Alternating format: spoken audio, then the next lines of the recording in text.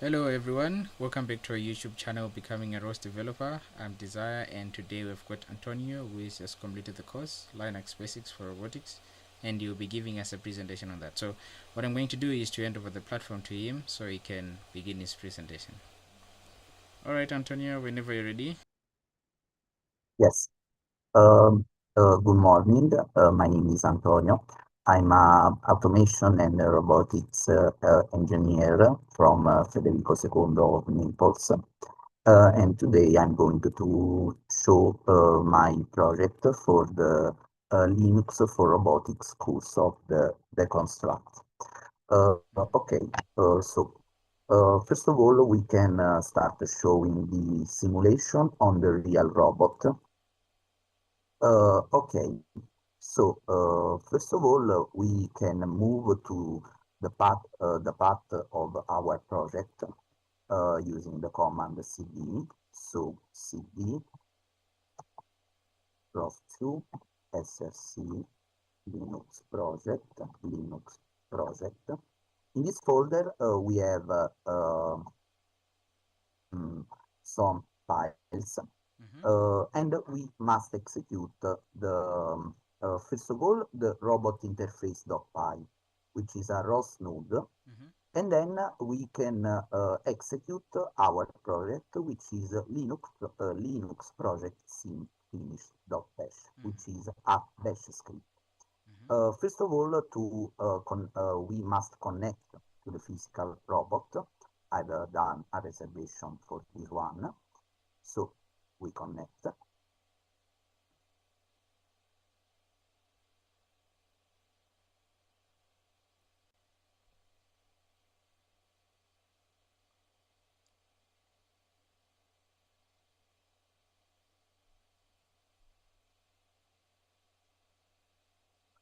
Okay.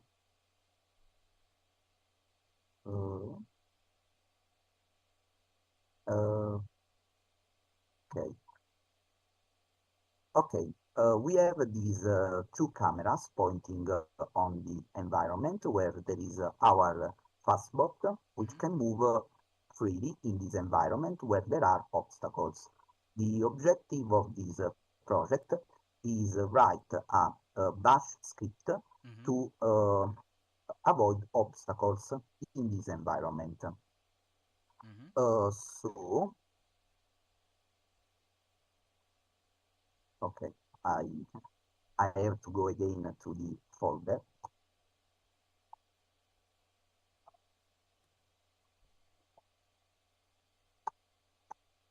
Okay, first of all, execute robot interface with the command dot slash robot interface dot py. While it initialize, I go.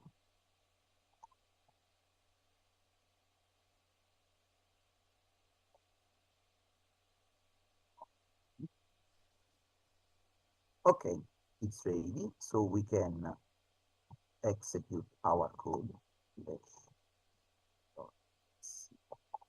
uh, finish.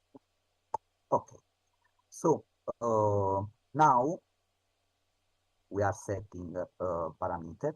Now, since the LiDAR of the fastbot see that obstacles are far, front 0.999 left and right, we can move forward for a certain distance and a certain time at that velocity. So the logic is control front, left and right, and after I will show the obstacle avoidance logic that I used in my code. Okay. So we can see the robot stops before the obstacle because I set a certain threshold for a safety reason. So we can see in this case, front and left were occupied by an obstacle, so it turned right. Now it stops.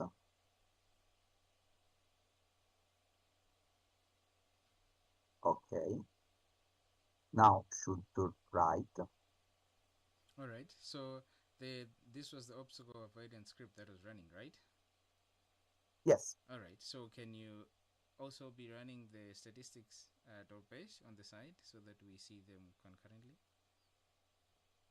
What I should run? The statistics script,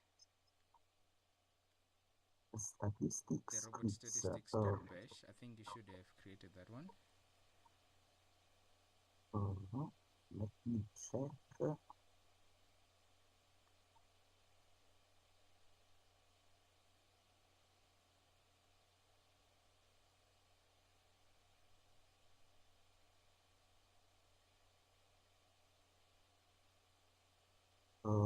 No, I didn't create it. Mm. Sorry, I forgot to create it. Okay, no worries, no worries. You still get some information as your obstacle avoidance script is running, so that's all right. Okay, so now that we've seen that it works, can you show us the code and maybe get into some more detail, and See, then we'll get into some yes, questions as we go. Yeah. uh, I can stop the script, Yes. or I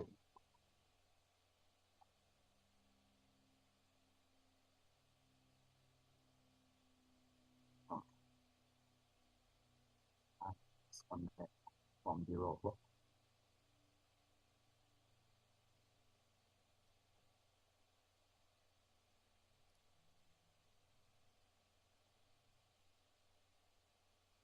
Okay,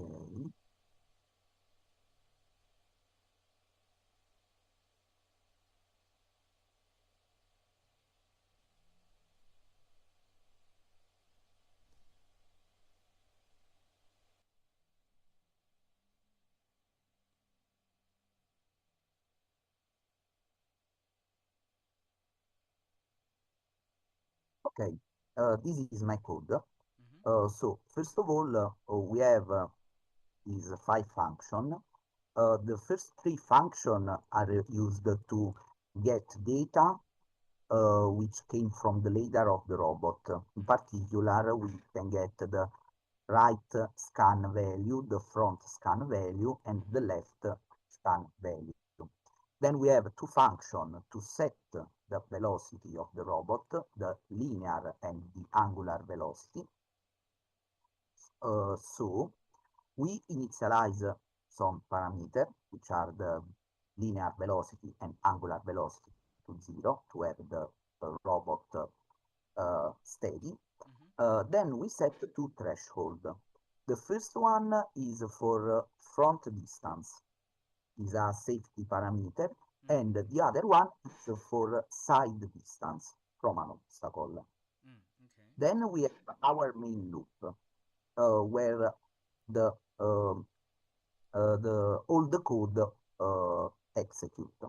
First of all, we define three variables, which are front range, left range, and right range, which contains the value of the distance between the robot and the obstacle. Mm-hmm. Then show this value, and then we define these three variables, which value can be 0 or 1. Zero means this side is blocked. There are an obstacle too near to us. Mm-hmm. One means this side is free and we can go. Then I modeled this problem for cases. The first case is when all sides are blocked. Mm-hmm. So front, left, and right mm, are too near to the obstacle. In Mm-hmm. this case, I define a simple recovery policy where we go backwards with a velocity of zero point 0.1 for 1 second. Mm-hmm. Then we left a simple recovery policy. And we turn left with this velocity for 1.2 seconds. Then the other case is all sides free. So front, left, and right are free, and we can move forward. In this case, we compute the distance to travel and the time to the time needed for this distance at this velocity. Mm-hmm. Um, and we multiply this time for a zero point 0.8 value for safety, and then we set the linear velocity to zero point 0.1, and then we use a sleep for a time to move, Mm-hmm. and then set the linear velocity. Now, the other cases are front free, but one side is blocked. In this case, we simply turn to the left side, which is to the side which is free. So what we do? If front is free and left is occupied Mm-hmm. and right is free, we turn right with a certain value of angular velocity for a certain time. Else, if front is free, right is occupied, and left is free, we turn left Mm-hmm. with same value of velocity and time. If the front is blocked, but sides are free, in this case we turn to the best sides. So the sides with the greater distance to the obstacle. So we define this variable. Mm-hmm. So if left range is greater than right range, then this variable is equal to 1. This means left range is greater than right, so we can turn left. Mm-hmm. Else, we can turn right. All right. All right. So those are all the cases, right? Yes, Yeah. I think this is all the cases that can happen. Yeah, yeah, very true. Very nice implementation, by the way. I like the. It's a very different approach, which is much appreciated, right? So that's very, very good. Anyway, so I'm going to ask you maybe some general questions about Linux. I see that your obstacle avoidance script is very much watertight, which is a very good implementation, by the way. Simple, understandable, and we always appreciate that because it's easier to debug and when things go wrong. Anyways, so in general, since this course is about Linux, I'm going to be asking some things that may or may not appear in the project that we're working with. So, uh, can you tell me a bit more what you understand about environmental variables in the terminal, and then can you elaborate on how you can change those environmental variables, for example? Uh, yes, an environment variable is a variable which we can say describe the working of the bash shell. Mm-hmm. So, for example, we can change the color um of the shell. For example, change Of the this text, yeah. color to green, blue, and this variable, if I change this variable Mm-hmm. in this terminal with the source command, Mm-hmm. it is a locally changed variable. This Right. means if I open another terminal, variable are back to default value. Mm-hmm. To change the variable permanently, I have to modify the basher C setup file. Yes. All right. You're very nice. I like the answer. So the temporary way of doing it. Can you show us the temporary way? For example, if you want to change like a roast domain, for example, or I want to change. if you want to change like the roast domain that your terminal is running on, Okay. In this case, or you can maybe try search for it before changing it. okay. Which is the name of this variable? Roast domain. So roast underscore domain in caps, all caps.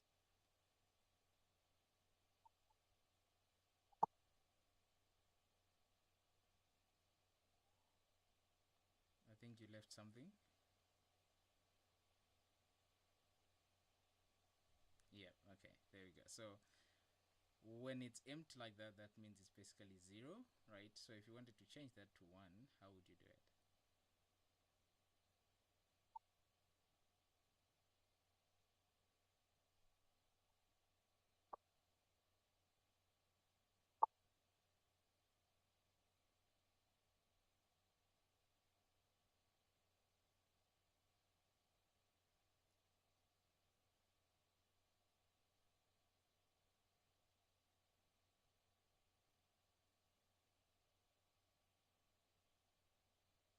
Can you check? So it hasn't changed.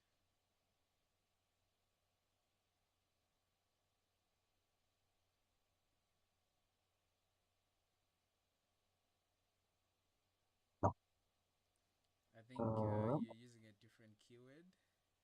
You're missing one keyword there. Maybe echo is not the right one, so I've just given the answer a little bit. oh, uh,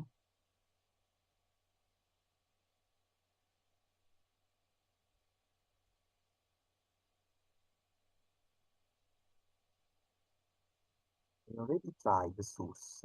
Mm-hmm. It's not Yeah, source. Uh, I think you're close.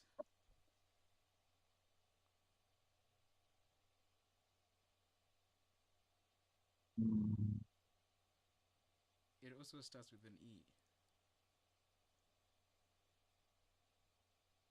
starts with, uh,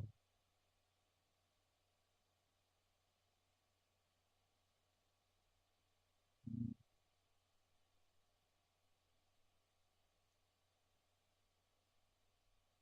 Hmm. All right.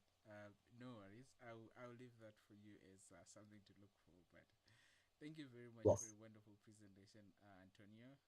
I really liked your approach to solving the obstacle avoidance script. It's very much original and you approach it differently, so we always appreciate that.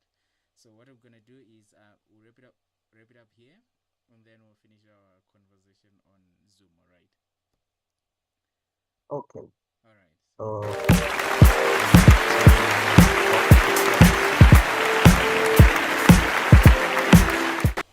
alright, everyone, this was Antonio's presentation, and a warm congratulations to him for getting the courage to come and showcase his wonderful work.